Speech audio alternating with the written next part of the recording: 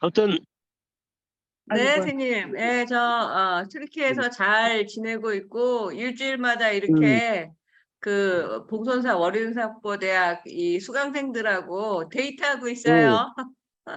네, 아이고 좋은 현상이야.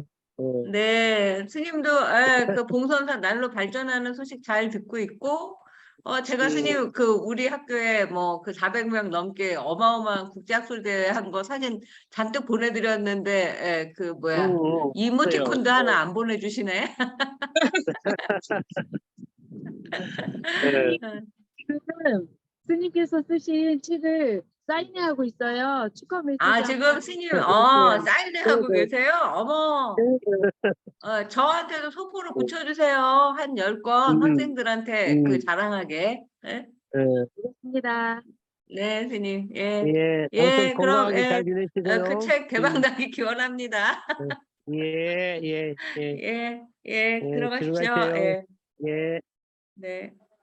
자, 그럼 오늘 공부 시작하도록 하겠습니다.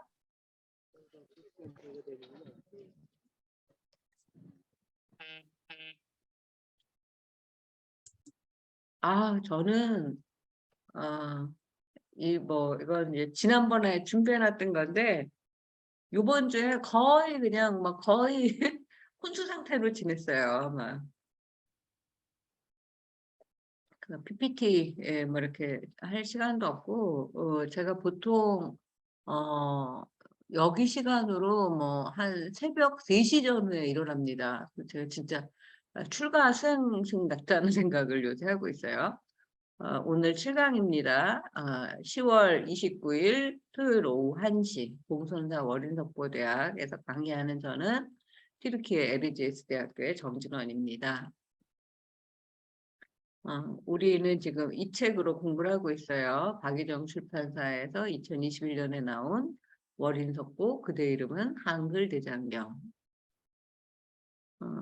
요거는 그냥 그림을 보여드리려고 제가 우린 요거는 이제 지났죠. 비람, 가비라국의 비, 람비니 동산의 람. 그래서 람비니라고 한 것은 룸이라는 한자가 없기 때문이에요. 원래는 룸이죠. 그래서 비는 가비라국이라고도 하고 카필라바스투라고 그 산스크리트로 불리기도 합니다.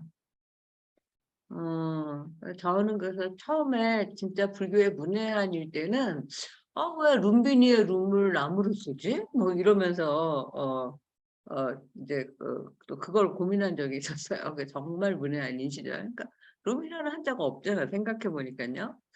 그래서 대만의 불광산사를 간 적이 있어요. 거기 그 정원 이름이 람비니 그 원이었어요. 그래서 아마 지금은 우리나라 그 사찰에도 람비니라고 쓰는 곳이 있는 걸로 알고 있습니다. 그래서 이제 내가 그때 이제 유레카를 외쳤죠. 이렇게 람비니 원, 그래서 룸비니 가든, 람비니 원이라고 쓰고 룸비니 가든. 잘 안 보이지만 이것도 람비니 원, 라고 써 있어요. 그리고 대만의 불광산사에 이게 어마어마한 부처님이에요. 제가 어디였죠? 그 엄청난 청동 개불이 있는 일본의 어디죠? 그 도쿄 동대사? 요코하마 동대사인가? 동대사. 그 동대사 도다이지는 그 사찰 안에 들어있고요. 요코하마에서 조금 더 가면 있는 엄청난 큰 청동대불이 있는데 지금 이름이 생각 안 나는데 그 규모 이상이었던 것 같고 우리가 이제 요 앞에서 기념사진을 찍은 이것도 다 뭐 같아요, 여러분? 이거 항룡사탑 같지 않습니까? 그래서 이런 것들이 다 연결이 되어 있구나라는 생각이 들었어요. 이거 제가 대만 그 불적답사 가서 직접 다 찍은 겁니다. 그 마야 부인 그 이야기 요걸 조금 더 이제 그 자세하게 얘기를 해보자면 마야 부인께서 아기 부처를 낳기까지 우리는 이제 성문 영가 오늘 이제 그 12년 그리고 이제 유깁에 대해서 공부를 할 거예요. 요거는 이제 그 다음 이야기인데 이제 미리 한번 보시는 겁니다. 그래서 마야 부인이 이제 그 비람강생하기까지의 이야기를 하기 위해서 우리는 성문이 무엇인지 영각이 무엇인지 지난주에 배웠던 12년은 무엇인지 그리고 이제 그 사성제와 유깁까지 오늘 유깁 공부를 할 거예요. 그래서 이 정도 산 넘고 바다 건너는 어려움이 있어야 팔상도 두 번째 그림을 만날 자격이 있다. 그날 마야 부인의 꿈에 그 모습으로 오른쪽 옆구리로 우협이라고 하죠. 옆구리 협자 써서 어떤 데는 겨드랑이 오른쪽 겨드랑이라고 또 얘기를 해요. 들어오시니 그림자 밖으로 꿰뚫어 보이는 것이 마치 유리와 같았다라는 말은 투명했다는 거예요. 마야 부인의 마야는 술법이라고 하는 말이라서 이게 뭐 별로 안 좋은 말인가라고 하지만 옛날에 술법 마야의 마 이런 거는 매직 이런 걸로 생각하시면 돼요. 그게 이제 마술이니 요술이니 해갖고 요새 이제 조금 그 단어의 값어치가 떨어진 것 같이 보이지만 뭔가 신비하고 신기하고 신이하고 불가사의한 처음 나실 때의 단정함이 으뜸이어서 나라의 사람들이 모두 말하기를 변화를 잘하는 하늘이 되어서 태어나셨다. 변화를 잘하는 그러니까 천변만화의 어떤 그 기적을 일으키는 그런 그 능력을 가지고 그 하늘님이 태어나셨다. 이런 말이었다는 거예요. 그래서 이제 마야라고 했다. 그러니까 부처님을 낳은 엄마니까 엄마조차도 이렇게 대단한 이제 천변만화의 능력을 가진 분이었다. 이게 이제 비람강생의 이제 제가 가지고 있는 이미지인데 이게 지저분해 보이지만 이게 600년 전의 책이라는 사실을 기억하시면 어떻게 이게 고스란히 이렇게 남아있을까 너무 놀라운 일이죠. 이게 잘 보이시지 않겠지만 여기에서 이제 아기가 저기 그 무수나무 가지를 잡고 오른쪽에서 태어나는 모습 그리고 이제 천상천하 유아독존을 외치는 모습 여기 이제 구룡이 그 토수를 해서 아기 태자를 부처를 씻기시는 모습 뭐 재석과 범천이 와서 위호를 하는 모습 뭐 이런 모습들이 다 있는 겁니다. 마야 부인은 그럼 어떤 분이시냐? 아버지는 선각장자고 8번째 딸이었대요.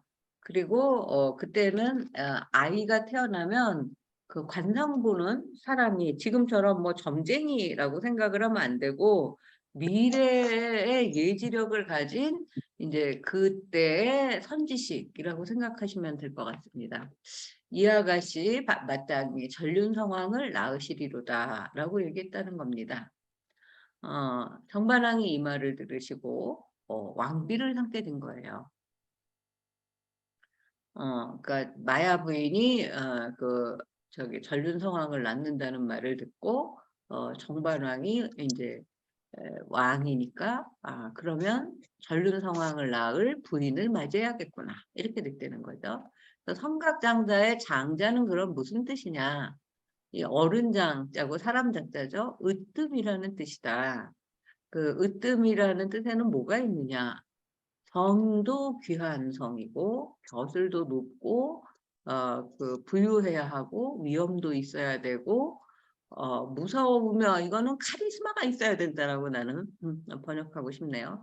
지혜가 깊고 어느 정도 연륜도 있으며 살아온 행정이 깨끗해야 장자 소리를 들었다. 예법을 갖추고 예의범절이 있고 임금까지 공경을 하면서 백성도 잘 따르는 10가지를 가져야 장자라고 그제서야 할 수 있는 것이다. 여러분들 뭐 꼭 장자 소리를 듣지 않더라도 장자처럼 살아보시는 거 어때요? 내가 나를 귀하게 여기고 남이 주는 벼슬이 아니라 내가 나에게 그 높은 벼슬을 주고 뭐 물질적으로 그 가난하면 어떻습니까? 마음이 부자면 되고 그리고 나의 위험은 내가 지킨다. 그러고 그 경거망동하지 않고 남의 험담하지 않고 카리스마가 있고 이거는 뭐라고 해야 되나? 말을 좀 덜 하면 되는 것 같아요. 이제 제가 어저께도 그 같이 고생한 국제학술대회 젊은 여선생님하고 이제 그 양고기, 양갈비가 우리나라에서는 뭐 한 번 먹으려면 10만 원도 넘는데 여기는 얼마지? 한 15,000원? 그 10분의 1이면 먹어요. 그래서 그걸 먹었는데 여기는 이슬람이니까 맥주를 안 먹으면 너무 좋겠는데 맥주를 안 파니까 우리 집에 와서 이제 맥주를 이제 그 한 캔을 가지고 반 캔씩 나눠 마셨어요. 근데 요새 제가 그 너무 뭐라고 가성비가 좋아진 거예요. 그 반 잔 마시고도 뭐 오늘 아침까지 푹 잤어요. 그러면서 이제 그 카리스마 있게 행동하고 우리가 이렇게 지혜를 쌓고 있지 않습니까? 언젠가 지혜가 깊어지겠고 나이는 뭐 지금 뭐 남부럽지 않지 않습니까? 모두 행적이 깨끗하고 그리고 뭐 그 불자의 그 수행에 그 뭐 차수하는 법이라든지 제가 그냥 어느새 그 약간 그 뭐 스님들은 뭐 중물이 들고 학자는 먹물이 든다고 하지 않습니까? 그 불교에서 뭐 3, 40년 뭐 이제 그 수련회 같은 거 몇 번 하고 그랬더니 그 제가 한복을 입은 사진을 보니까 항상 차수하고 있더라고요, 제가. 그래갖고 야 이게 습관이 무섭구나라는 생각이 들고 이렇게 단체 사진을 찍어도 그 차수라고 찍은 사람 나밖에 없어요. 그래서 그 멀리서도 이제 저는 제가 누군지를 바로 볼 수가 있더라고요. 임금이 공경하는지는 모르겠으나 뭐 우리 뭐 그 대통령 만나도 꿀릴 거 없지 않습니까? 그리고 백성이 잘 따르는 지금 여러분들 다 봉선사 그 머린석보 대학의 그 학생으로서 또 이제 불자로서 다 거기에서 리더 역할을 하고 계시죠. 네. 그래서 이게 아마 다음 시간에 읽을 것 같은데 그날 마야 부인 꿈에 그 양아로 하샤 오란 엽으로 들으시니 이거는 마야 부인의 그 태몽에 그 모습으로 그 오른쪽 옆구리로 옆이라는 소리예요. 옆구리로 들어오시니 그름의 바깥 그름에는 옛날에 그름에라고 그랬죠. 그름의 그림에 그림자 밖이 꿰뚫어서 보임이 배요미 유리 같더라 이렇게 되는 거예요. 드디어 도설천에 호명보살로 있었던 우리 석가모니 부처님은 마야 부인의 오른쪽 옆구리로 들어오는 태몽을 통해서 아이고 인간 세상으로 내려오시게 되고 마야 부인의 이름 마야가 변화를 잘 부리는 하늘이라는 뜻으로 이제 술법이라고 풀이를 하고 있고요. 마하마야, 마하는 대라는 뜻, 마하가섭 그러면 대가섭 이렇게 하는 것처럼 마하마야는 대환화, 대술, 오묘할 묘로 의역이 돼요. 그러니까 크게 이제 뭐 이거 환화는 영어로 하면 뭐 판타스틱하게 변화시킨다. 뭐 이런 뜻이고 큰 어떤 그 이제 매직의 그 기술 그리고 아주 오묘하고 신비한 그런 방법 이런 뜻을 갖고 있어요. 그래서 당시의 술법은 지금의 아주 뭐 그 마술쇼처럼 교묘한 기술이나 남을 현혹하는 수단 방법이 아닌 좋은 의미로 그 술법이라는 말이 쓰이고 있음을 우리가 알 수가 있죠. 그리고 인도 리그베다에서는 신의 경이롭고 신비한 창조력으로 이 마야라는 말이 쓰이고 있어요. 그래서 불교에서 환영이나 사물의 실체가 없는 것에 이제 비유가 되다 보니까 이게 뭔가 무슨 허공꽃이라든지 꽃화자 쓰면 한화가 허공꽃 아닙니까? 뭐 꼭두각시의 꼭두 그 이제 자기의 힘으로 못 움직이고 뭐 이렇게 남의 힘으로 조종돼서 움직이는 거, 그래서 꼭두각시 뭐 이렇게 되는 거예요. 대승기실론을 찬술한 마명존자는 마야 부인을 다음과 같이 묘사하고 있어요. 왕비는 제석천의 아내만큼 수려하고 아름다우며 돼지와 같이 인내심이 강하다. 돼지와 같이 인내심이 강하대요. 와. 그러니까 그동안은 제가 이제 수려하고 아름다운 데 꽂혔다면 지금은 이제 그 돼지 신, 대모심 신 이런 거에 이제 제가 터키에 와서 꽂히고 있어요. 지금 그 대학원 학생들하고 터키와 우리나라의 건국 신화 뭐 이런 걸 하고 있는데 거기에도 이제 이 그 대지신, 지모신 같은 게 나오고 여성 중심 모계 사회였다는 게 막 1만 년 전 유적으로 나와요. 음, 그러려면 다 받아들여야 되지 않습니까? 엄마처럼. 그러니까 대지신이 엄마신이 되는 거죠. 왕비는 참으로 신비함을 갖추었는데 사람들의 마음을 사로잡는 마야처럼 보였다. 더욱이 관상쟁이는 마야를 전륜성왕을 낳을 인물이라고 예언한다. 뭐 한 여기까지 짧게 이렇게 하고 이어서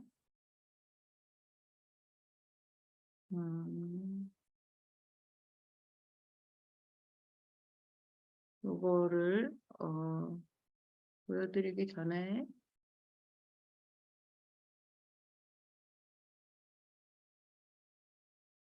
지금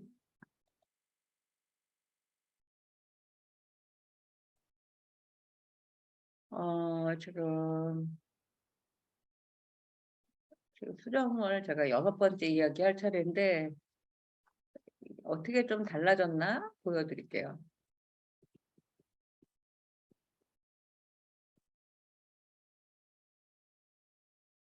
일단 그림을 좀 크게 키웠어요. 그래서 이런 것들을 지금 이제 제가 지금 고쳐놓은 건데 이제 훈민정음을 을이 빠졌고 대작불사 완성이다 그러고 이렇게 마침표가 이렇게 뒤로 가 있고 뭐 이런 것들이 이제 보이더라고요. 이 그림들은 되게 좋은 것 같아요. 그래서 우리가 이 중에 하나이지 않았을까? 딱 요 정도의 지금 인원이 들어와 계시죠?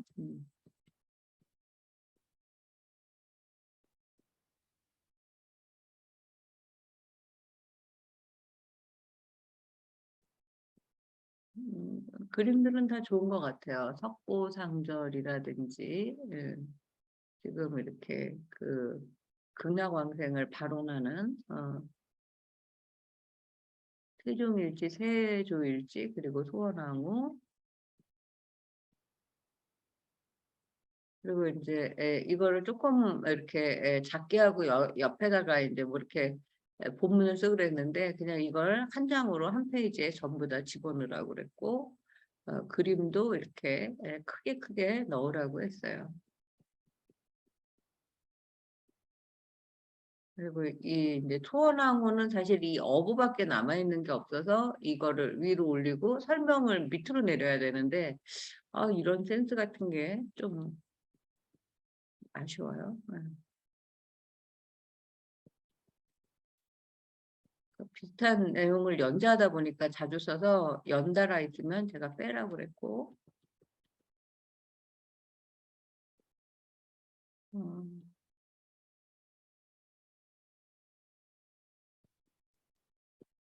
월인 청강지국의 방점이 맞았는지도 한번 봐야 되겠네요. 이것도 광릉, 세조, 왕릉 같은 것도 이제 한 면에 다 집어넣으라고 그랬고, 이것도 한 면에 전면으로 해서 지금 235에서 243페이지 정도 됐는데, 그래도 제가 이제 사진 자료를 조금 더 찾아서 한 최소한 지금 우리가 공부하는 책이 한 200페이지 정도 되나? 이것도 250페이지 되는군요. 근데 이제 저는 이 1권이 지금 몇 페이지인가? 1권이 한 290페이지 정도? 그 300페이지 안팎으로 되는 게 제일 책에 이렇게 무게감이나 두께감이 좋은 것 같다는 생각을 하고 있는데, 그래서 글씨를 좀 키우게 했으면 좋겠는데, 이제 출판사 그리고 사파도 좀 한두 장 더 넣었으면 좋겠는데, 여러분들 다 그 출판사가 제 뜻대로 하여지이다 이렇게 기도해 주세요. 그게 쉽지가 않더라고요. 음.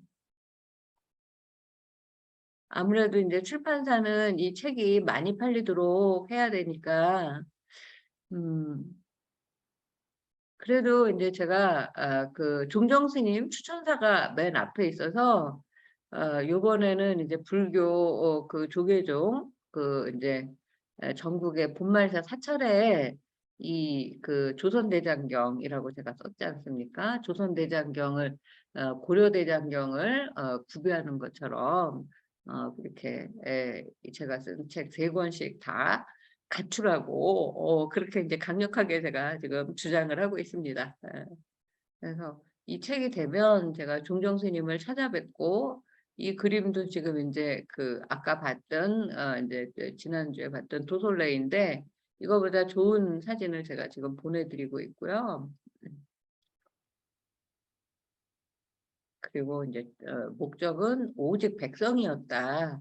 겉으로는 당신들의 국모이자 왕비 소원왕후 극락왕생이라고 해서 아무 소리 못하게 했고, 유교 학자들한테 거기도 충과 효가 중요하니까 군사부 일체 아닙니까? 임금님이나 부모님이나 동격이잖아요. 그러니까 이제 그렇게 했지만 다시는 글자 모르는 백성들한테 이 양반 사대부 귀족 벼슬아치들과 똑같은 어떻게 보면 친무기 핸드폰을 하나씩 주는 거예요. 지금으로 치면. 네.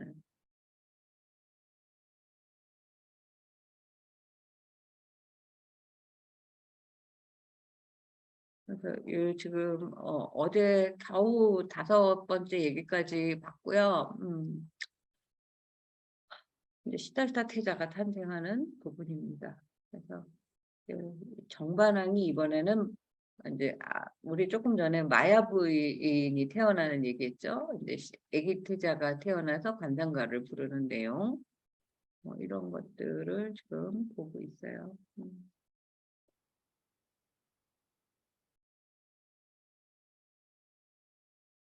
살바시달이 이제 사르바 시다타 뭐 이런 식으로 시달타 시단타 뭐 여러 가지로 쓰고 있어요. 이렇게 이제 글자가 빠져 있고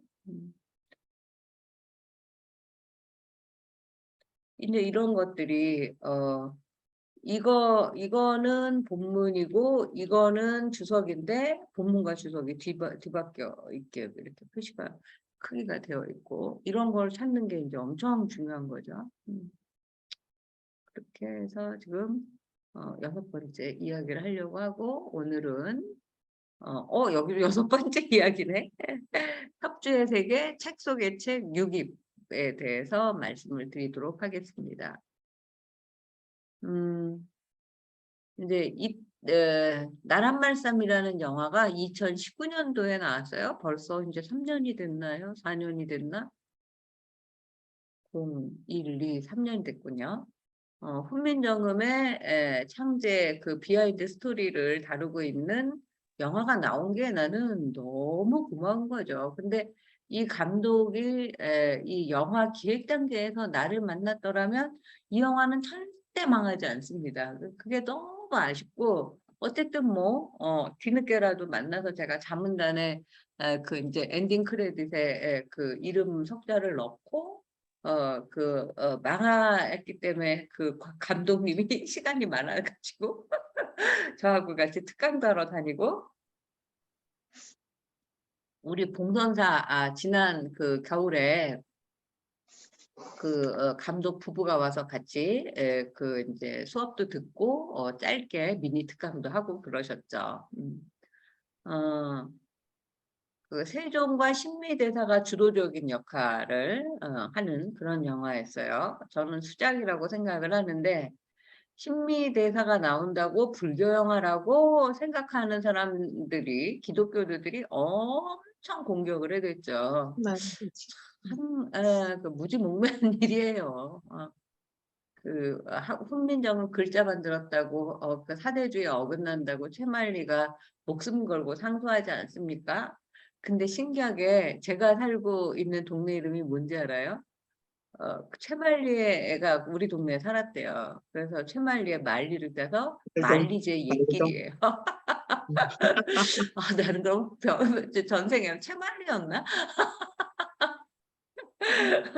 그 반대하던 사람이 이제 그 600년 지나서 이거를 알려야 된다고 이러고 떠들고 다니는 건 아닌가?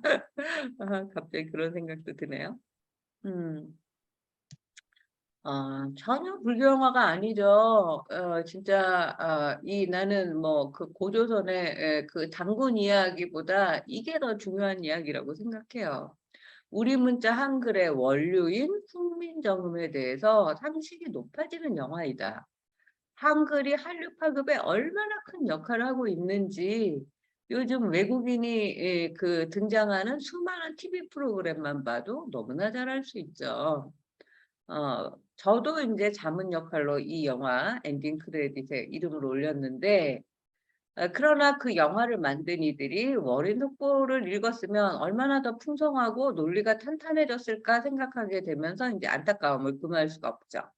지금부터라도 그 훈민정음으로 지은 금자탑 워린 속보로 돌아와서 부처께서 두솔촌에서 내려와 탄생하시기까지의 이야기를 이어가 봅시다. 이제 이 호명보살로 이 6개의 상아를 가진 흰 코끼리를 타고 이렇게 내려오는 장면이에요. 이 장면은 뭐 무수히 다양하게 뭐 100장면, 뭐 1000장면, 10,000장면 그려도 저는 좋다고 생각합니다. 그런데 우리는 이제 알고 있죠. 협주라는 작은 글씨로 조선국어 대사전이 들어있다는 사실.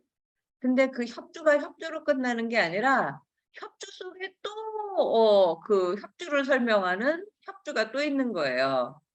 거울 속에 내가 있고 그 거울을 보고 있는 그 거울 안에 또 내가 있고 또 막 이렇게 무수한 그런 것처럼 책 속의 책, 또 그 안의 책 이렇게 이제 제가 제목을 붙여봤는데 이제 소설에는 이제 액자 구조라는 형식이 있어요.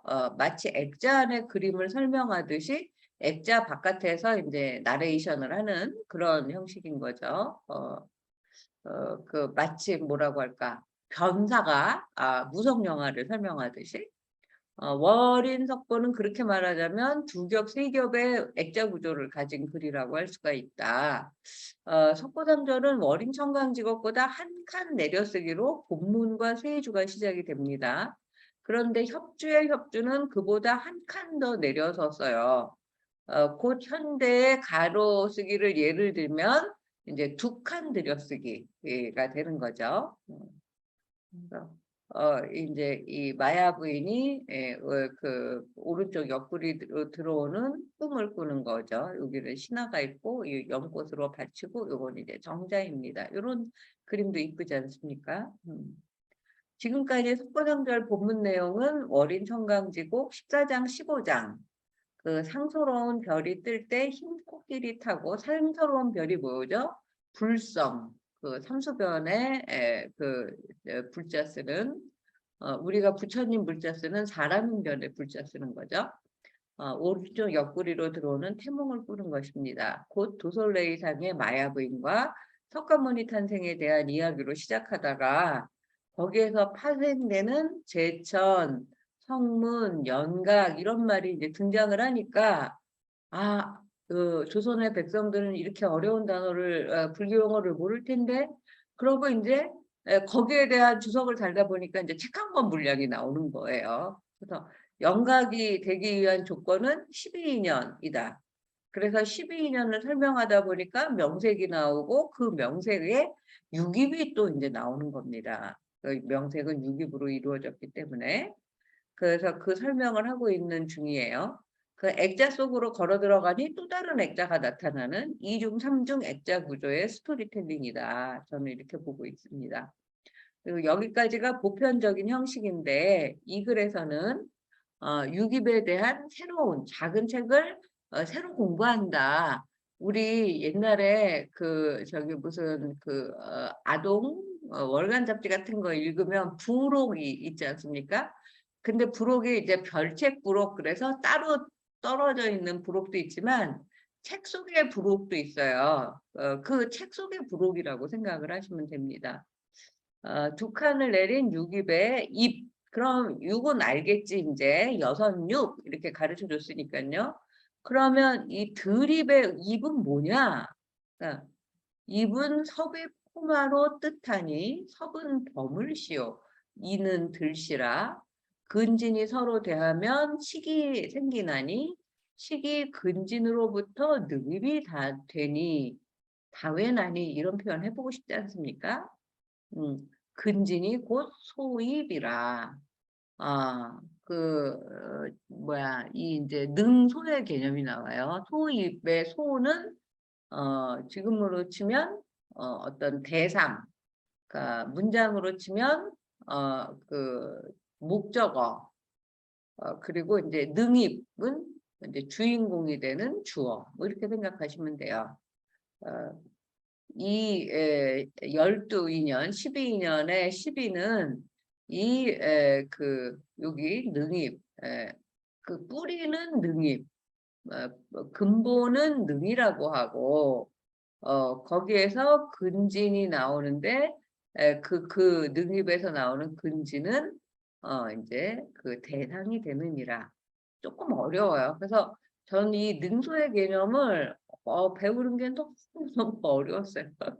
그 이제 조실 스님한테 처음에 와서 그 배우기 어려웠던 개념 중에 하나가 이 능소의 개념이었어요. 그리고 뭐 막 이제 그 불교의 가르침도 뭐 원교 뭐서부터 해서 무슨 뭐 별교 뭐 하여튼 뭐 여러 그 이제 무슨 청량 진관 스님이 이제 또 구분해 놓은 분류법 뭐 다른 무슨 그 이제 삼장 법사가 해 놓은 분류법 뭐 이런 것들이 아니 나는 불교에 부처님은 석가모니 부처님 한 분만 있는 줄 알고 들어왔더니만 수많은 부처님이 있지를 않나. 지금 우리가 공부하다 보면 석가모니 부처도 옛날 부처와 지금 부처 똑같은 석가모니라는 이름으로 나오지를 않나. 뭐 과거 7불의 부처님뿐만이 아니라 이번에 그 남편 49제를 하면서 이제 그 부처님 호명하는 무슨 그런 그 49제의 그 저기 뭐야 관련 경전을 읽는데 거기에는 또 얼마나 많은 수백 분의 부처님이 나오시는지 진짜 이 그 부처님의 장명 우리 애기 하나 낳아도 장명하기 너무 어렵지 않습니까? 근데 그 옛날에 이렇게 그 이름을 많이 붙일 수 있는 그분들의 우리 조상들의 머리는 도대체 어디서 나온 걸까? 뭐 이런 저는 뭐라고 할까? 그 능입에 그 초점을 맞춰서 불교의 그 근본을 꿰뚫어야 할 때 소입에 초점을 맞춰가지고 그냥 아주 온갖 그 이제 저기 그 가지치고 그 이제 지말에 그 본말 중에서는 말에 집중하면서 그 스님의 이야기를 듣고 계속 어렵다고 이제 오늘 그만둘까 내일 그만둘까 그러면서 10년을 넘게 다녔어요. 유깁이 그럼 뭐냐? 여기 12는 소입으로부터 이름을 얻는 게 10이다. 그 대상에서. 그 능은 내가 잘하는 것이고 소는 나를 대하는 경계이다. 요 말이 능소를 설명을 딱 하고 있는데, 능은 내가 주체가 되는 것이고 소는 나를 대상으로 하는 것이다. 이거예요. 내가 나로서는 나 자신으로서는 주인공이지만 여러분들이 볼 때는 선생님이라는 대상이죠. 그쵸? 우리 집에서는 내가 우리 부모님한테는 딸이라는 대상이고, 그쵸? 그런 걸로 생각을 하시면 될 것 같아요. 그럼 또 육입이 뭐냐? 두 가지 뜻이 있대요. 하나는 근진이 서로 섭입하는 거. 이렇게 서로 갈마든다고 해요. 이렇게 서로 이렇게 엇갈리면서 이렇게 들어가는 거예요.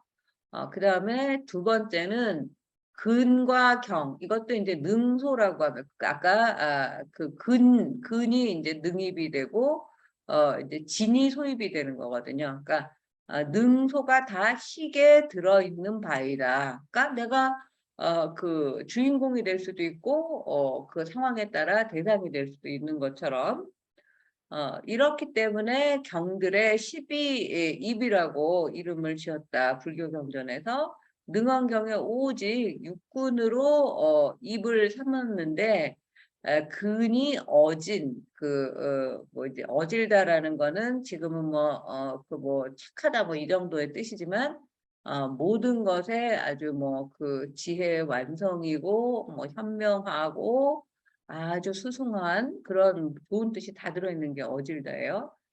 근이 어진 뜻이 있으니 친이 능이 식을 내는 것이고 근은 능이에요. 또 근이 능이 또 경을 받아서 대상을 받아서 앞에 이게 보통은 진은 뭐 번뇌니 뭐 망상이니 뭐 이런 것들을 빨아 잡을새 혼자서 이름을 이제 그 빨아들인다, 흡수한다, 그러니까 입이라고 한다. 무슨 말인지 몰라도 좋아요. 어쨌든 간에 훈민정음으로 육입을 이렇게 자세히 설명하고 있다. 와, 이렇게만 하셔도 돼요. 그러므로 육군을 이루되 정매라고 한다. 이거는 도적적자고 매개체의 매자죠. 중매쟁이 할 때 매자예요. 제가 하나 더 들어갔네요. 제 집의 보배를 도둑질하는 것이다. 매는 제열이라. 요걸 다시 이제 현대역으로 풀어볼게요. 입은 섭입함을 뜻한다. 섭은 걸린다는 것이요. 아까 뭐라 그랬죠? 범을시오. 범을다가 걸린다는 것이요. 입. 요렇게 아까 요 위 한 칸을 들여쓰지 않고 본문이 나오고 협주는 이렇게 한 칸을 내려서 쓰고 이 협주에 대한 또 협주는 두 칸을 내려 쓴다.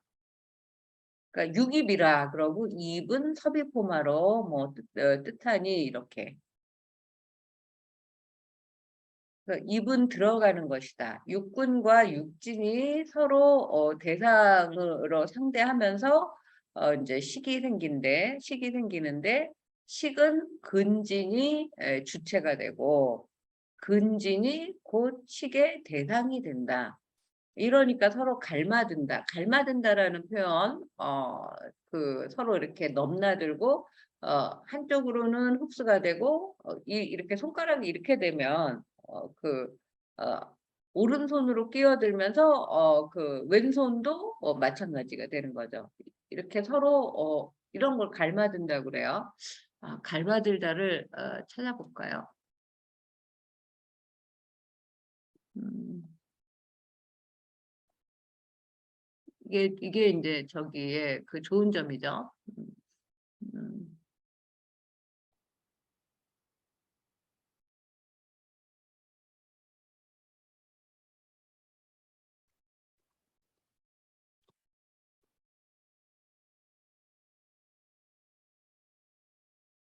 서로 번갈아 들다.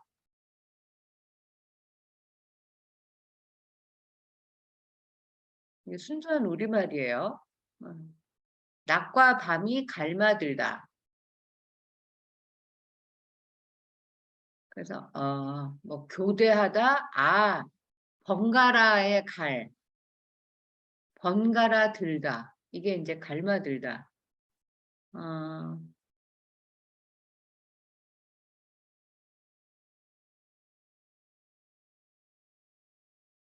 그러니까 교체해서 들다가 이제 번갈아 든다. 뭐 근데 번갈아는 이제 차례대로 이렇게 들어오는 거잖아요. 너 다음 나 다음 뭐 너 다음 나 다음 이게 동시에 갈마드는 거예요. 조금 달라요. 번갈아하고 네. 이런 뜻이라는 거 하나 우리 순수한 우리말 배워주시고요.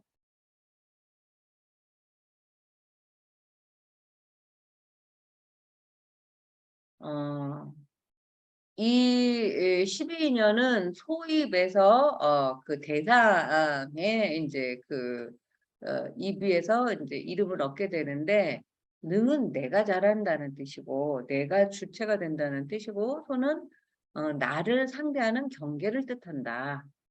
그런 뜻이에요. 그래서 조금 어렵지만 계속 하시다 보면 아 이게 그런 뜻이었어. 제가 또 사무치다라는 이제 뭐 나란 말싸미 중국에 따라 서로 사맞디 아니할세 할 때 사맞다가 사무치다예요. 그럼 사무치다는 뭐예요? 우리가 쓸 때 뭐 사무치게 그립다 이럴 때밖에 안 쓰잖아요. 근데 서로 이게 꿰뚫다 관통한다. 그리고 그게 이제 조실 스님이 어떻게 설명을 해주셨냐면 바다가 있을 때 그 바다 아주 쉬면 그 밑바닥 같이 이렇게 내려가서 이렇게 다 훑는 거 이런 것이 관통하는 것이다. 이렇게 이것이 사무치는 것이다. 이렇게 설명을 해주셨어요. 그래서 그때 이제 제가 정말 그 원훈 스님을 너무너무 존경하게 됐죠. 이 우리말의 그 모국어의 직관적인 그런 어떤 그 감정, 그런 설명할 수 없는 걸 어떻게 이렇게 쉽게 설명을 할 수 있나. 이거는, 불교, 강원의 전통, 순수한 우리말을 계속 지켜내려온, 지금은 뭐 영어, 나부랭이서부터 시작해서 전 세계 이상한 말 다 줄여쓰기 뭐 해갖고 도대체 우리말인지, 어느 나라 말인지, 어원은 어딘지 알 수조차 없는데, 그래도 이제 불교에 공부하러 오면 이렇게 순수한 오롯한 이 훈민정음 석고상절에서 보듯이 우리 순수 토박이 말에 그야말로 향연이 펼쳐지고 있구나라는 거를 제가 이제 배우게 되는 거죠. 필자는 불교 공부하러 봉선사 불경사당에 다닐 때 이 능소 개념이 정말 어려웠어요. 그래서 지금은 주체와 대상 정도로 이해를 하고 있습니다. 내가 능이고 나를 상대하는 대상. 언어로 말하면 주어와 목적어 정도 됩니다. 그러나 능소는 상대적으로 육입과 육진의 설명에 비하면 이제 다음에 나올 아주 쉬운 개념이에요. 능소는 두 개밖에 없지 않습니까? 주인공과 손님, 주어와 목적어 뭐 이런 식으로 나는 너를 사랑해 할 때 나는은 능이고 너를은 소다 대상이다 이렇게 생각하면 되는데 이제 막 육진 육이 이렇게 나오고 지난번에 12인연은 12가지 무명색 이런 것도 엄청 어렵지 않았습니까? 불교의 심오한 세계예요, 제가. 이럴 때마다 제가 주장하는 건 인도말을 다시 한자어로 바꾼 뜻모를 천수경 다란이도 외우고 능엄주도 외우는데 그거보다는 어쨌든 600년 전 우리말이니까 그래도 알아들을 수는 있고 감은 잡을 수 있지 않는가. 그럴수록 이 차돌 같은 그래서 능엄경도 어려워서 차돌 능엄이라고 얘기한대요. 스님들이 공부할 때 불교 개념을 화두처럼 능소가 뭘까? 능소 계속 그것만 생각하는 거예요. 그 화두처럼 되풀이해서 읽고 또 읽으라는 말씀을 드리고 싶어요. 주석의 주석이라는 책 6기 이 본격적인 유입의 세계로 시작하는 이제 그 전환의 표시로 이 동그라미가 그 이제 책에 표시가 돼요. 이게 어떤 때 나오기도 하고 안 나오기도 하는데 이거는 이제 본격적으로 새로 시작하겠습니다 하는 표시예요. 요거는 이제 현대어로 읽겠습니다. 육입은 두 가지 뜻이 있다. 하나는 근진이 서로 섭입하는 것이요. 둘은 근경이 다 식에 들어가는 것.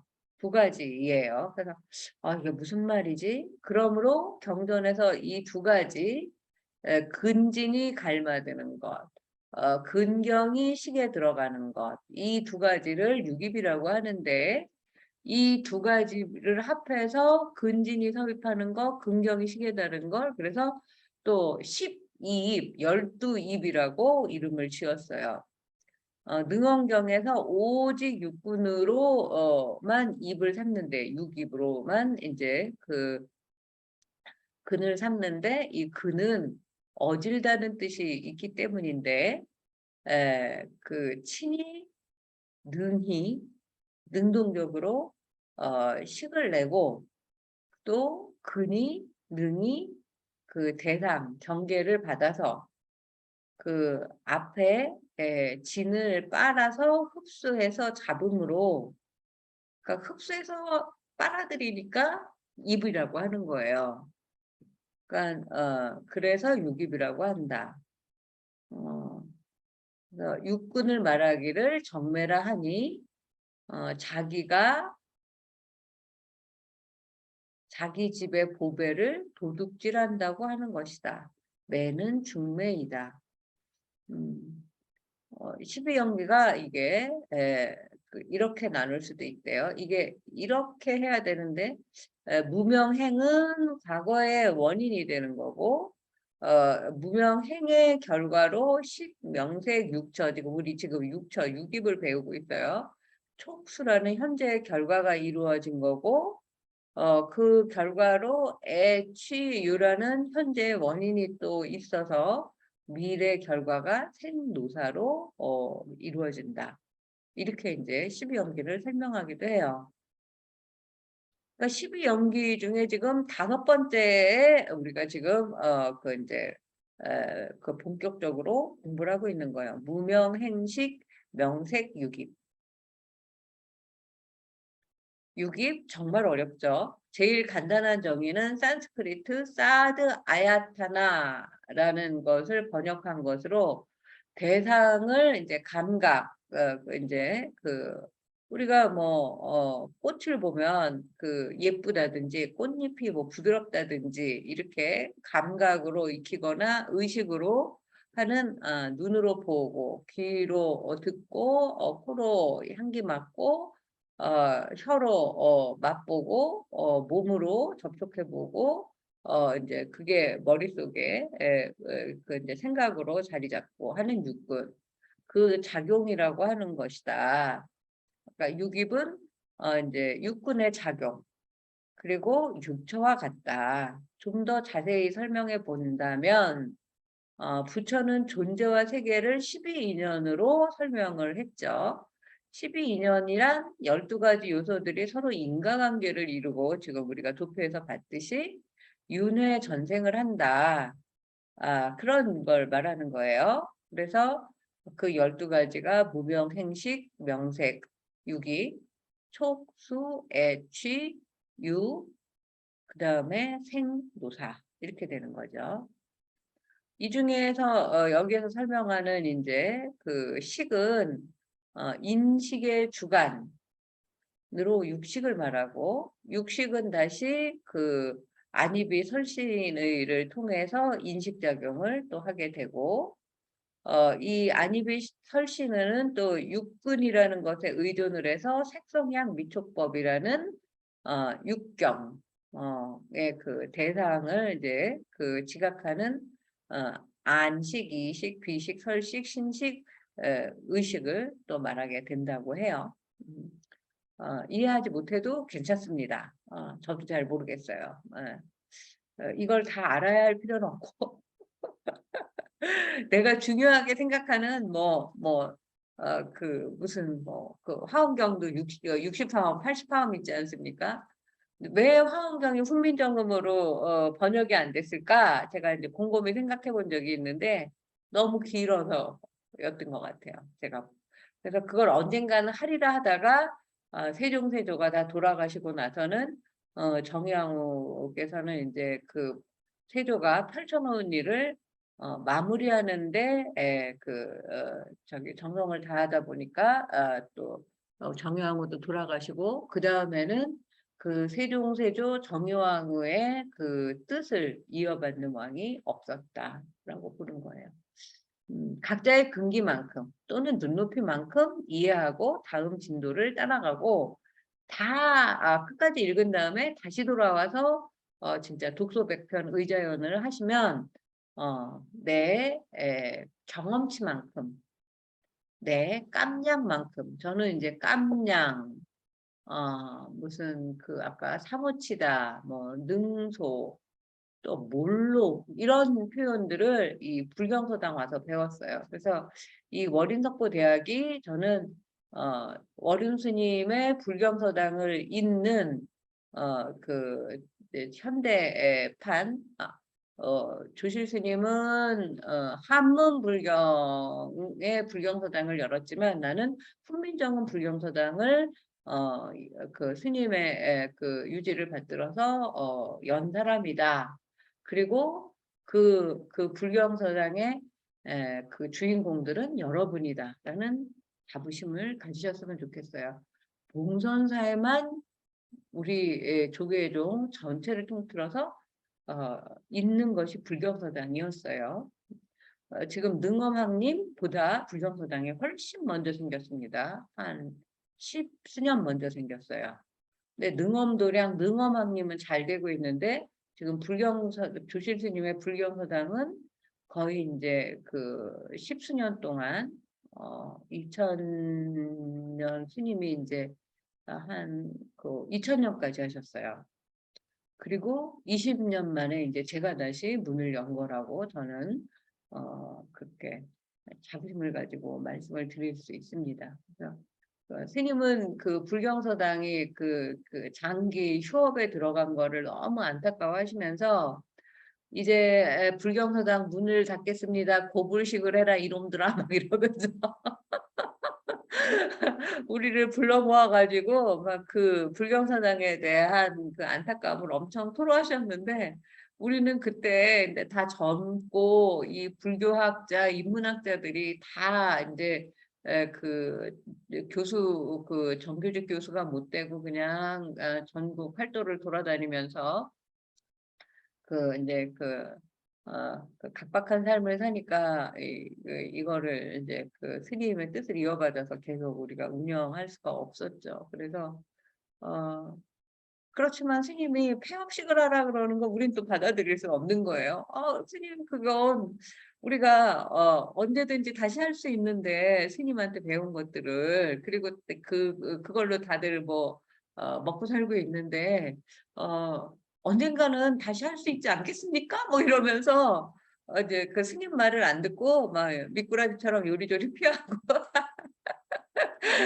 그러다가 이제 어쩌다가 이 훌륭하신 주지 초격 스님을 이제 만나서 이 월인석보 대학이 다시 열리게 된 거죠. 저는 초격 스님이 지금도 수많은 좋은 일을 하시지만 이 월인석보 대학을 만들었다는 거 이것이 나는 앞으로 봉선사의 그 100년 역사에 가장 큰 업적이 될 거라고 믿어 의심치 않습니다. 주지 스님께 가서 그렇게 전해주세요. 그래서 이제 15세기 그 훈민정음 책에 새로 시작하는 표시인 이 동그라미가 또 나옵니다. 내 육을 입이라 이름 지오만 이 육법이 친할세 안에 속하니 식에 붙은 바일세 이름을 입이라 하니라.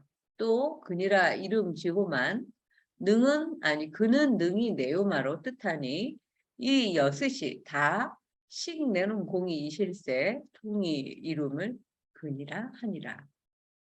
바깥 외 유기반 이 여섯이 소할세 밖에 속하니 시계 노녀 논이러 버무리는 따힐세 이름을 입이라 하니라. 또 진이라 이름 지오만 진한 더러움으로 뜻하니 능히 정식을 더러빌세 통이 이름을 진이라 하니라. 또 12처의 나서 기논 뜻이니 6가지 크기 시기 근진을 붙어 나 긴하니라. 뭔가 세종어제 훈민정음 말하는 것 같지 않습니까? 저도 하다 보니까 그런 말투를 하게 되는데 유깁에 안에 유깁이 있고 바깥에 외에 유깁이 있다. 내육을 입이라고 이름 지은 것은 육법이 친함으로 그 안에 속해서 식이 붙은 것이므로 이름을 안에 붙어서 입이라고 했대요. 또 이제 그 근이라 육근에 근이라고 이름을 지은 이유는 근이 능히 내는 것임을 뜻하니 근은 아까 내가 주인공, 내가 주체, 능의 개념이라고 그랬잖아요. 그 능을 뜻하는 것이니 이 6가지가 다 식을 내는 공이 있으므로 그 효과가 있으므로 통틀어서 이름을 근이라고 하였다. 그럼 바깥의 6이 외 6입은 뭐냐? 이 6가지가 성글어서 이제 소원해졌다 할 때 소자예요. 그럼 이제 관계가 긴밀하지 않고 성글어졌다. 그런 말이에요. 밖에 속하니 시계 논이러 섭하는 곳이므로 섭은 아까 갈마들다라고 했어요. 그것을 입이라고 한다. 갑자기 성글다라는 표현도 많이 안 쓰는구나 요새 그런 생각이 들면서 저는 40대까지는 막 사람 만나는 거 엄청 좋아하고 내가 막 이제 찾아다니고 뭐 막 굉장히 이렇게 외부적으로 활동적인 것 같아요. 그러니까 지금 여기로 지금 외유깁에 해당되는 것 같아요. 근데 50대부터는 이제 이제 친소 관계 소잖아요. 그 친소 관계가 이제 이렇게 소 쪽으로 성그러지면서 나 자신에게 이제 집중하는 시간이었던 것 같아요. 그거는 뭐 여러 가지 이유가 있지만 저는 한번 뭘 시작하면 그걸 평생 끝까지 가겠다라는 제 나름대로의 원칙이 있어요. 특히 사람은 나하고 한번 인연 지어지면 평생지기로 가겠다. 그래서 남편도 제가 평생지기라고 생각을 하면서 살았고 친구들도 마찬가지고 근데 사람의 관계가 처음에 누군가하고 친해지고 싶을 때 여러분 어렸을 때 한번 생각해 보세요. 친구나 내가 이상형으로 삼고 있는 뭐 선생님이나 뭐 이런 어떻게 보면 롤모델 같은 사람들한테 우리가 매력을 느끼지 않습니까? 내가 가지지 못한 걸 잘한다든지 내 능력에는 없는데 뭐 노래를 엄청 잘한다든지 나가서 연설을 잘한다든지 나는 내상적인데 뭐 외향적이고 적극적인 사람이 좋다든지 그래서 그 사람하고 어떻게 해서든지 친해지려고 굉장히 이제 공을 들이고 노력을 많이 하죠. 그렇게 해서 친해지면 그게 너무 좋아서 막 이제 그냥 매일 붙어 다니고 매일 뭐 연락하고 뭐 이제 그런 세월을 저는 지금도 가장 친한 친구가 국민학교 4학년, 5학년 때 짝이에요. 진짜 걔도 이제 암에 걸렸었고 나도 걔보다 일찍 암에 걸렸었는데 제가 이제 40대 후반에 암에 걸렸을 때는 얘가 이제 과묵하고 말도 없고 내 속에 있는 모든 비밀을 털어놓을 수 있는 정말 뭐 이제 진중한 친구였어요. 그런데 그 애가 내가 이제 40대 후반에 막 거의 희귀암에 걸렸다고 소식을 듣고 그때가 뭐 12월인가 뭐 하여튼 겨울이었는데 그 이제 대로를 막 대성통곡을 하면서 걸어갔다는 거예요. 그리고 무슨 모임에 가서 그 평소와 다른 그 친구의 모습을 보고 그 모임 사람들이 왜 그러냐고 그래서 그 인제 내 이야기를 했더니 그 모임까지 또 막 울음바다가 됐다는 거예요.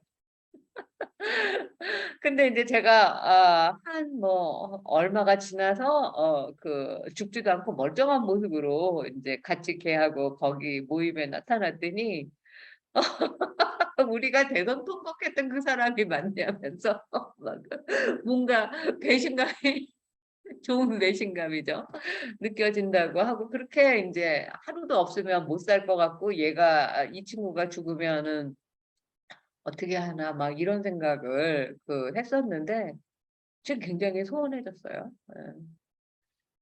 그래서 '인간관계에도 생로병사가 있구나.'라는 걸 제가 50 대에 굉장히 극명하게 깨달았던 것 같아요. 그 평생 나의 어떤 인생의 멘토 같은 뭐 인제 은사 선생님도 정년 퇴임을 하면서 그냥 어찌나 그 푼돈에 막 연연하고 근데 이분이 그 정년 퇴임하기 전까지 어떤 선생님이었냐면 그 자리 못 잡는 제자들한테 술값 내는 걸 막 낙으로 알고 항상 지갑이 열려 있고 그런 분이었는데 그 퇴임을 하면서부터 막 사람이 진짜 그 이런 표현은 좀 쓰기 그렇지만 '근접스럽다.' 이런 느낌이 들었어요. 그래서 안 만납니다. 그러고 인제 제가 그때부터 책을 쓰기 시작했던 것 같아요. 그 저녁 시간을 인제 안 가지고 저녁은 또 다 결국은 술로 이어지고 저는 그 술 마시는 분위기가 좋아서 인제 거기에 참여하고 그랬었는데 인제 술이 저를 이기기 시작을 하면서 내가 '아 저거는 마음에 안 든다. 그렇지만 그건 마음에 안 듭니다.' 뭐 이렇게 말을 못 하잖아요 평소에는. 근데 제가 그 말을 해 버리더라고요. 그 인제 술을 마시고 나서. 그리고 그다음 날 너무 후회되고 막 그래서 인제 그 저녁 모임을 안 가지게 됐어요. 그 성글다 모든 인간관계가 다 성그러지더라고요. 그래서 50 대에 인제 '인간관계 대폭 박앤세일을 하게 되었다.' 이런 말씀을 이 외유입이 너무 어려워서 잠깐 드려 봤습니다. 어 외유입은 그 6 가지 가 성그러져서 바깥에 속하게 됐는데 시계의 논이라서 섭하는 것이므로 이름을 입이라고 한다. 또 진이라고 이름을 지었는데 진은 번뇌, 티끌 이런 뜻이죠. 뭐 그 고등학교 때 저는 상충곡을 배웠는데 뭐 홍진에 묻힌 분내 뭐가 어떠한가 뭐 이러면서 홍진이라는 표현을 그때 처음 들어봤어요.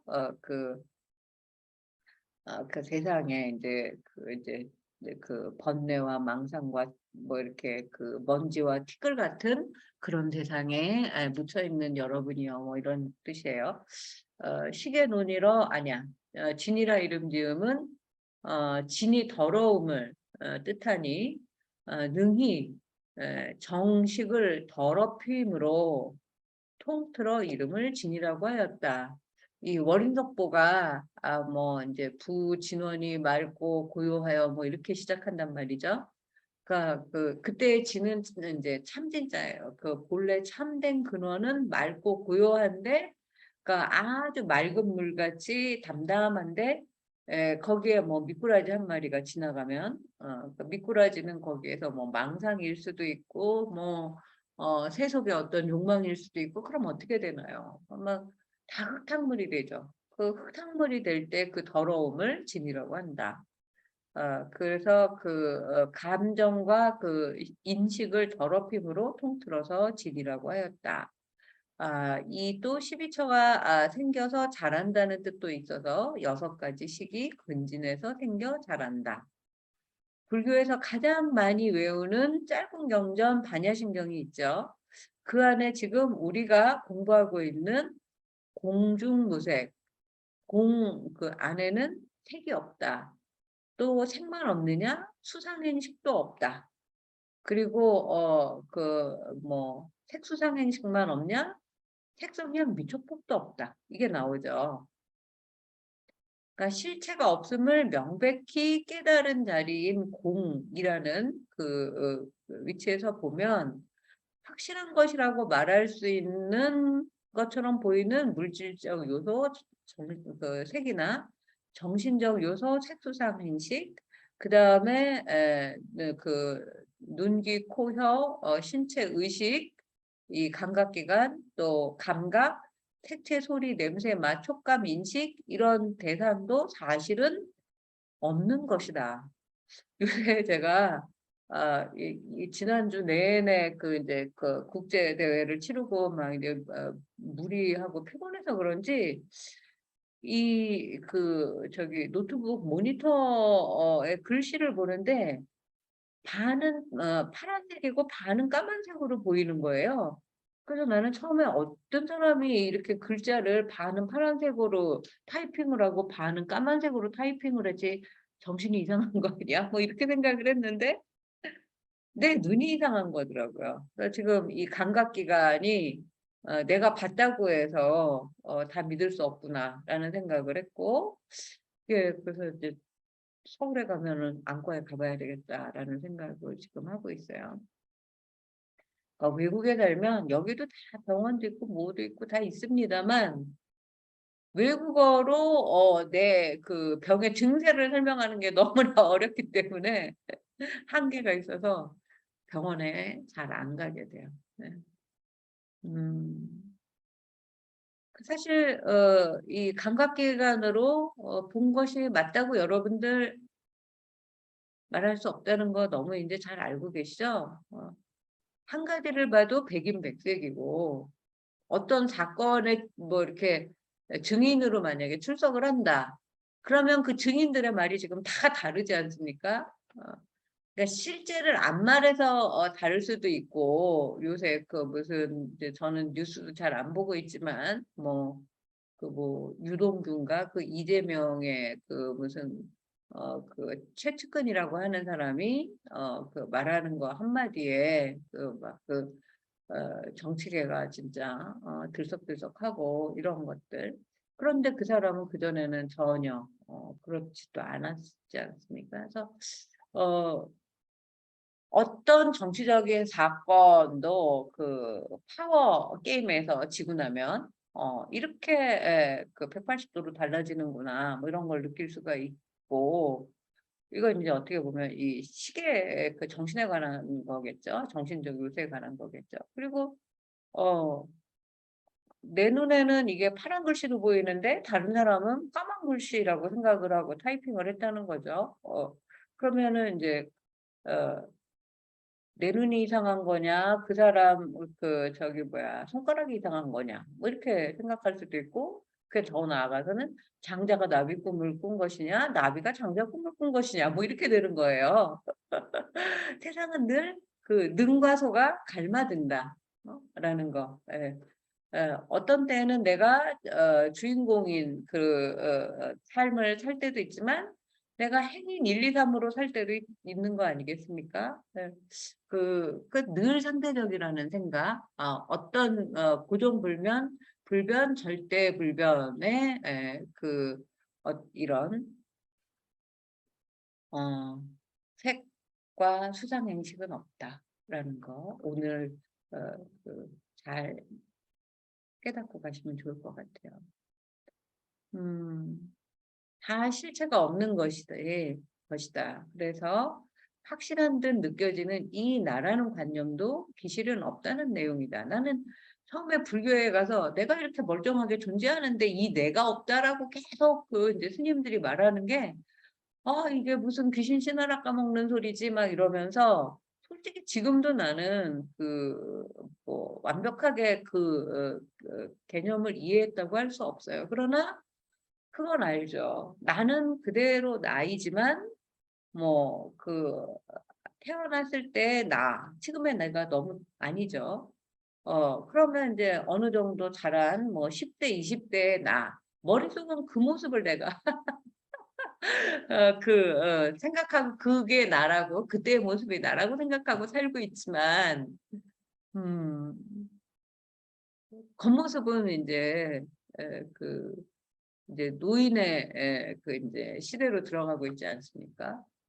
제가 이제 얼마 전에 충격받은 이제 일화가 있었는데 저랑 이제 학술 대회에 저랑 나이가 같은 남자 선생님이 오신 거예요. 그래서 내가 그분을 불경서당 때부터 아는 분인데 어, 이제 예전에 불교 공부를 같이 했었던 선생님이고 나랑 동갑이다 뭐 이런 얘기를 이제 누구한테 했더니 사람들이 갑자기 화들짝 놀라는 거.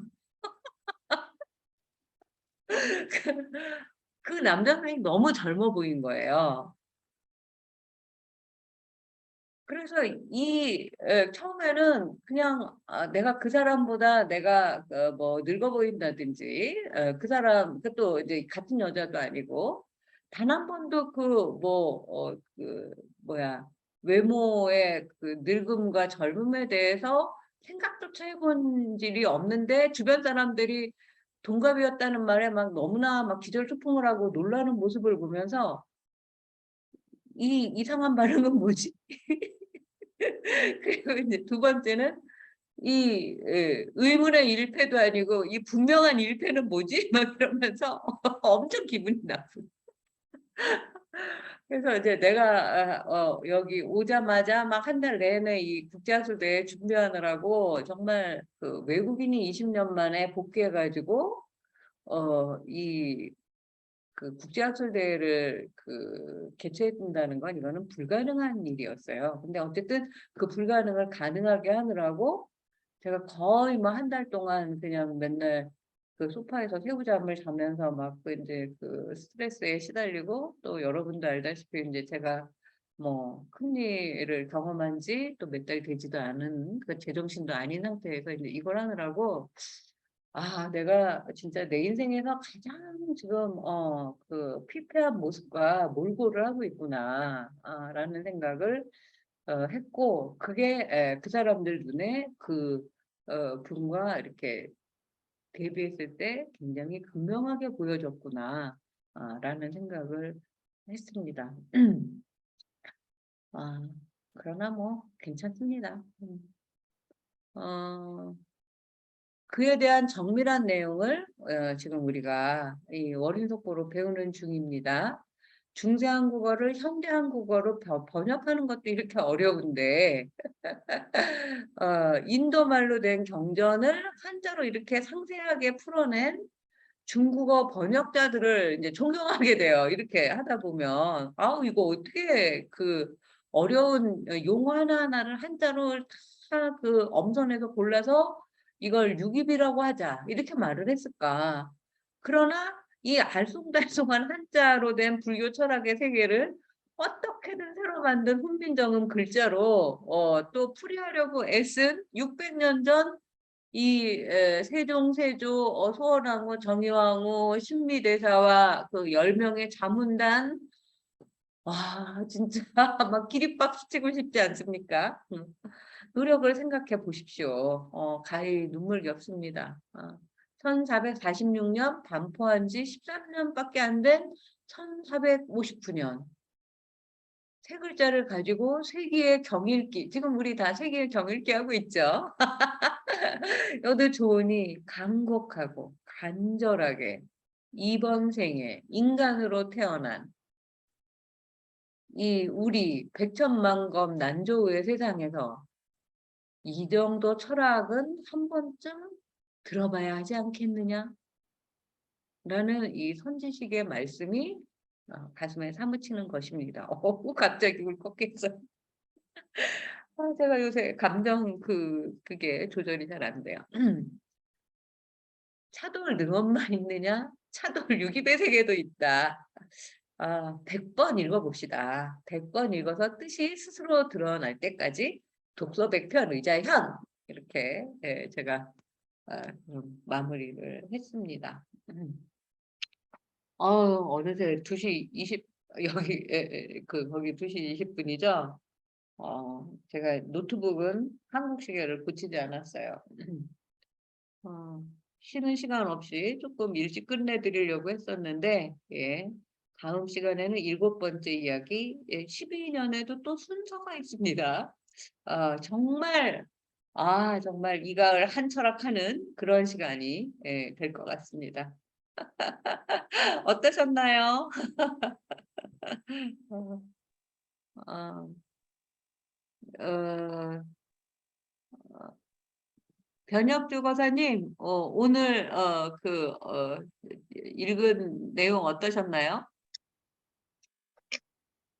예, 늘 이 시간 공부할 때마다 즐겁게 공부를 하고 있습니다. 이 훈민정음으로 네. 읽는 게 제가 뜻을 제대로 모르지만은 그래도 의미는 통하는 데가 좀 있어가지고 읽는 게 네. 즐겁고 재밌었어요. 네. 네. 지금 다들 그 각자의 일에 바쁘시면서도 이 강의를 열어놓고 그 각자의 그 장소에서 듣고 계시는 여러분, 오늘은 특히 어려웠으니까 한번 카톡에 그 소감을 남겨주세요. 한 줄씩만 남기세요. 뭐 길게 쓰지도 마시고요. 길게 쓸수록 좋습니다만 저로서는. 그래서 어디가 어려웠는지, 그 다음에는 어떻게 했으면 좋겠는지, 뭐 이런 거 남겨주시고, 지금 이제 한국도 가을이 절정이죠. 여기는 이미 겨울이에요. 이제 단풍이 좀 늦게 들고 있긴 하지만 여기 일교차가 거의 한 20도씩 나는 것 같아요. 그래서 지금도 옆에 난로를 켜놓고 이제 강의를 했는데요. 환절기입니다. 환절기에 진짜 건강 조심해야 되는 거 알고 계시죠? 그래서 저는 그렇게 생각을 해요. 계절이 바뀔 때 하늘의 문이 열리는 시간이지 않는가. 그래서 이제 세상을 떠나시는 분들이 많이 계세요. 그래서 늘 이제 기도합니다. 여러분들 건강하고 행복하십시오라고. 또 유주무주 영가님들 극락왕생 하십시오라고. 그래서 이 세상이 또 이제 우리 옆 나라에서 지금 전쟁이 벌어지고 있지 않습니까? 그래서 그 평화롭고 건강하고 행복한 세상. 사실 그거는 영원불멸하거나 뭐 지속적인 건 아니에요. 행복을 느끼는 것도 순간이죠. 건강은 또 건강할 때는 느끼지도 못합니다. 아파야 건강이 중요한 거를 뒤늦게 알고 이제 후회를 하게 되죠. 그래서 오늘 하루 이 강의를 들을 수 있는 건강, 그리고 이 강의를 들을 수 있는 그 시간을 가지고 있다는 행복, 이것을 만끽하는 한 주가 되시고 다음 주에 다시 뵙도록 하겠습니다. 감사합니다. 감사합니다.